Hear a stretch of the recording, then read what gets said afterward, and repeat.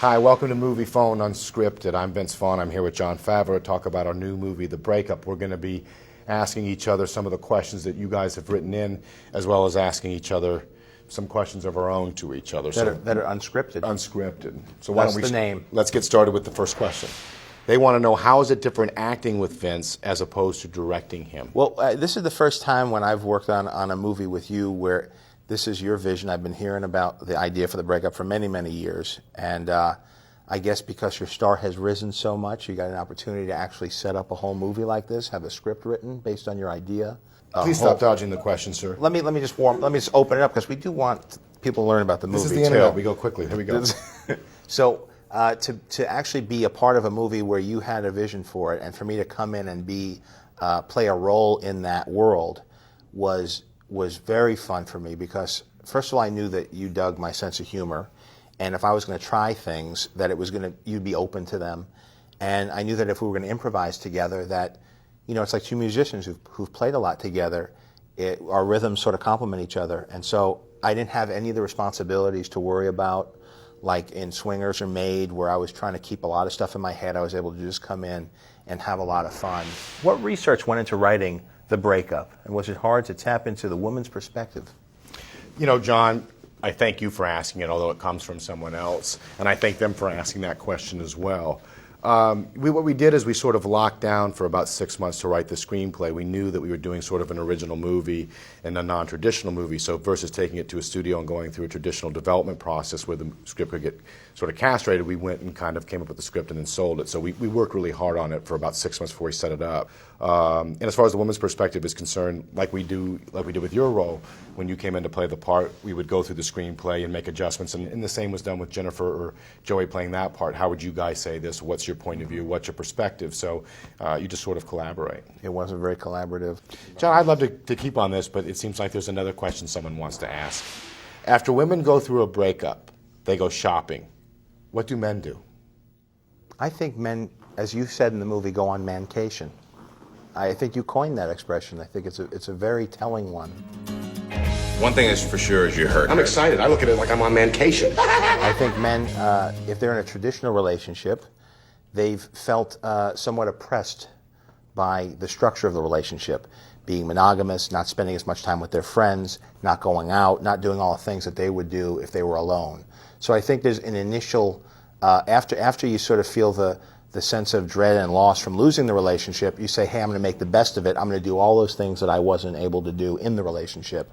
And of course, after you sort of pursue that, there's that inevitable crash that comes when you realize that you're even more depressed, because all the things that you thought you would enjoy about being alone, in fact, just exaggerate how miserable you feel about the relationship ending. Yeah. So I think it's a pretty bleak landscape. At least that's what I've experienced after a breakup. And in fact, or you write a movie called Swingers. That's right. and do that. Oh, I got the unscripted card. Ding, ding, ding. Do we ring the bell? Here it is. The Inside unscripted my mind, bell. I'll ring a bell. Now, I've been told that this unscripted thing means, you know what? I know there's a lot of emails from you guys, but let me come up with a question. Okay. Okay, my question is, I don't talk about my personal life, John. You don't? And who I'm dating or not dating, and I find it a little out of bounds for you to kind of go there with a question like okay, that. well then we'll go right to Tummy Sticks. Can you explain to me the way the game Tummy Sticks works? The way that Tummy Sticks works, Yeah. From Wedding Crashers. Yeah. Actually, that was something that you said, and it was a thing that... It wasn't a game I had. I just referred to something as a Tummy Stick. As a Tummy But you Stick. ran with it. Right. When we were younger, you did say the game Tummy Sticks. You were teasing with a girl when we were playing video games one time in an apartment, and you made the comment, do you play Tummy Sticks? Yes, you did.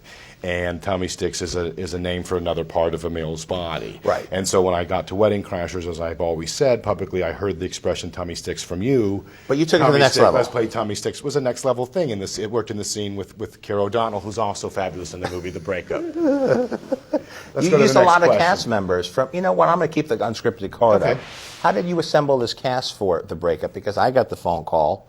I know what you're thinking, but I didn't traditionally audition for this piece. And I noticed a lot of other people on the set who we knew mutually, like Cole Hauser. I know you'd worked with Vincent D'Onofrio, and Peter Billingsley. You pulled him out of mothballs to be in this movie. Could you talk about how you assembled this cast? Okay, you know what? Why don't we let them decide? They don't want you here either, Gary. Okay, I'd like to have a team vote. Team vote, everybody? by show of hands, just put it up when you make a decision. Who here agrees with Brooke and thinks I should leave the bowling team?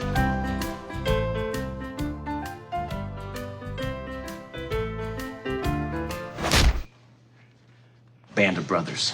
You should rent it sometime. Well, these are all actors that I know and that I have a lot of respect for. And so when I was casting the movie, I was very fortunate to get a lot of good actors to play these roles. Okay, let's get that out of the way. Good. Truth. Now, that's great. And you're a good guy, and I think we're all getting to know that. But let's talk about the real, this is the internet. People don't want a lot of decorative. I'm trying to give the quick answer, but I'm giving the unscripted Favreau. They want to get to the core of it. The point is that I was able to call people who I had relationships with that were great actors and actresses that were willing to say yes to being in the movie. I love where you're coming from. I love the energy. Let's put it back out in the cyber highway. Let me get back to this one. In this film, Jon's character offers you a lot of advice. What's the best or worst advice that Jon has ever given you? The best or worst advice that Jon has ever given. I guess that's me or my character. Probably me. I think it said the name Jon. So let's hear it. Okay. I think the fans want to know. know. The best advice and the worst advice that Jon ever gave me. I think the best advice Jon ever gave me was not to stick to the lines. Okay. And to sort of go off book and do stuff. And I think the worst advice that... Or use a tissue if you're wearing white pants. I told you that too. Yes, but that wasn't the best. The other advice that you gave me was, and I don't know where this was coming from, you said, it's okay to hug me, Vince, or kiss me on the cheek, or rub my back when you show up on the set each morning. And I didn't know what that meant. You said, I said, well, I don't have a need to do that. And you go, but if you do, I'd like that. If you want to rub me, kiss me, touch me on the set, do that to me. And I would say that's probably the worst advice that you ever gave me. I got an unscripted question. Here we go. Now, why should unscripted necessarily mean a scary thing? Why can't it be a good thing? I'm going to ask a question to you. Okay, let's hear it. What was your inspiration for Dinner for Five, the show that you did? And do you have any plans of doing more Dinner for Fives in the future? Interesting question. See, some people like to take shots, some people like to lend a hand. Very I nice. guess we are learning about each other today. I think Al Gore's going to be very proud that he invented the internet so that we could have this discussion. Yes. And originally the idea for Dinner for Five was to have it be a show that was live streamed over the internet of people having dinner. These people do more than they watch television too. They're using it enough that they use all things. Not if they're watching unscripted. You don't have to totally accommodate them. You can be honest about what you felt. This is my unscripted question. Okay, but I'm unscripted in my answer as well. But that's not what the card says. If there's not a structure, if there's not paper, you can't smoke the tobacco. Please. Okay, the idea from Dinner for Five came to have sort of an Algonquin round table type setting. Yeah. Try that out in Scrabble. Okay, if you could, that's a Triple bingo. word. Mm-hmm. Keep going. And I thought that would be a good idea to just to shoot a show like you would a documentary, cut it together later, and have a talk show that didn't have all of the structure that most of the television talk shows did. We got a nice following, and we're looking for a new home for it possibly. So there may be new I think I life to speak the for show. a lot of viewers when I say I hope you find that home, Dorothy. Thank you. And you've been on the show quite a few times yourself. You were on our second episode. That's right. When you first moved to Los Angeles to be an actor, what was the first sign of encouragement that you had chosen the right path? Jon, thank you for asking that question to me. Or if that's unscripted, so I know that comes from you. Yeah, when I was a kid in Illinois, acting was a dream. And when I moved to Los Angeles, it wasn't so much that a sign happened anything really good, because I'd go along. My first agent was next to Pink's Hot Dogs and had one room of an office building. The biggest client that they represented was the girl who was the robot on Small Wonder. And if she ever showed up at the office... For real? Yeah, for real.